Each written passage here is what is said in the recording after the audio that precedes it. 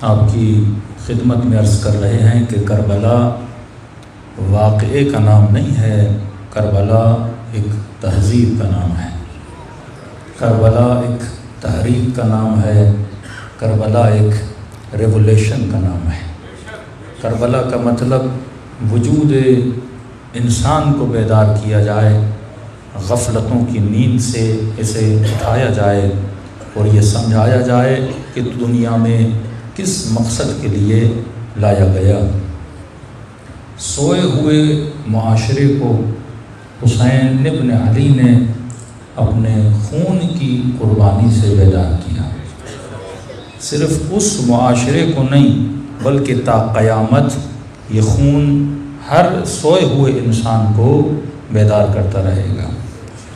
کربلا کا ایک اعلیٰ ترین مقصد یہ بھی تھا کہ امامت انسان کی سمجھ میں آ جائے کہ جب لوگ امام کا ساتھ چھوڑتے ہیں تو امام قتل کر دیے جاتے ہیں، جب لوگ امام کا ساتھ چھوڑتے ہیں تو یزید جیسے ظالم ان کے اوپر حاکم بن جاتے ہیں، جب لوگ علی کا ساتھ چھوڑتے ہیں تو معاشرے میں قتل اور غارت بڑھ جاتا ہے۔ تو ایک طرح سے کربلا نے وحدت کا درس بھی دیا کہ آپ مجلسوں میں آ کے کیا سیکھتے ہو، چاہے مومن ایک دوسرے سے بات نہ کرے لیکن حسین کی محبت ان دونوں کو فرش عزا پہ کھینچ کے لاتی ہے۔ نماز کے بعد مصافحے کا فلسفہ یہی ہے کہ مومن مومن سے کیا کرے، مصافحہ کرے، ہاتھ ملائے۔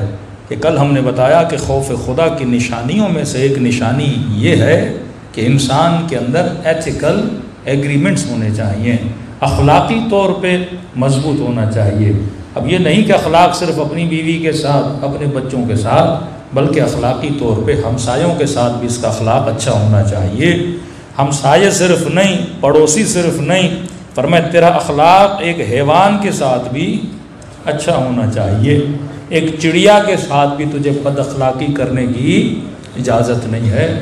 اور آج معاشرہ دیکھیں، بد اخلاقیوں کا عالم دیکھیں، چڑیا تو دور، مراجے کی توہین کی جاتی ہے، علماء کی توہین کی جاتی ہے، دین شعائر اللہ کی توہین کی جاتی ہے، کبھی قرآن کو پھاڑ دیا جاتا ہے، کبھی کتاب خدا کو جلا دیا جاتا ہے۔ یہ وہ انسان ہے جو اللہ کی ولایت سے نکلا ہوا ہے اور ولایت شیطان میں زندگی بسر کر رہا ہے۔ اب توہین ہوتی ہے، ایک مرتبہ قرآن جل جائے تو اس انسان اکا بکا ہو جاتا ہے، ارے اللہ کی کتاب کو جلا دیا۔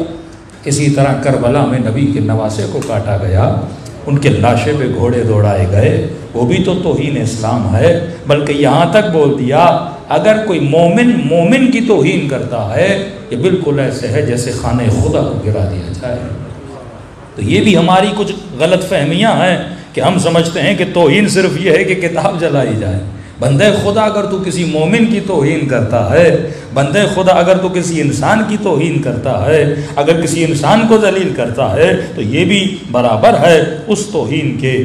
توہین ہوتی ہے، یہ نہیں کہ کم ہے یا زیادہ ہے، ہاں یہ ضرور ہے سزا اعتبار کے حساب سے کم و زیادہ ہوتی ہے۔ اگر کوئی وہن مذہب کرتا ہے تو اس کی سزا اسلام میں موت ہے، اس سزا کی کوئی بخشش نہیں ہے۔ اگر کوئی رسول کی توہین کرتا ہے، اگر کوئی شاعر اللہ کی توہین کرتا ہے تو اسلام میں سخت ترین سزائیں سنائی ہیں۔ تو کربلا اسی چیز کا نام ہے کہ آؤ دیکھو کس نے حسین کا ادب کیا اور کس نے حسین کی توہین کی تھی۔ جس نے حسین ابن علی کا ادب کیا خدا نے ان کو نور کے ممبروں پہ بٹھا دیا کہ علی تم اور تمہارے شیعہ نور کے ممبروں پہ ہوں گے۔ آج پوری دنیا شہدائے کربلا کو یاد کرتی ہے، لیکن جس نے توہین کی آج پوری دنیا اس یزید ملعون پر لعنتیں بھیجتی ہے۔ تو انسان کو سوچنا چاہیے کہ لعنت کسی پر بھی آ سکتی ہے، رحمت بھی کسی پہ آ سکتی ہے۔ اگر تو تہذیب کربلا میں زندگی گزارے گا تو خدا کی رحمتوں کی بارش تیرے سر پر ہوگی، لیکن اگر تیرے اندر اخلاق یزیدی ہوگا تو انسان کے اوپر لعنت بھی آ سکتی ہے۔ صلوات پڑھے محمد و آل محمد۔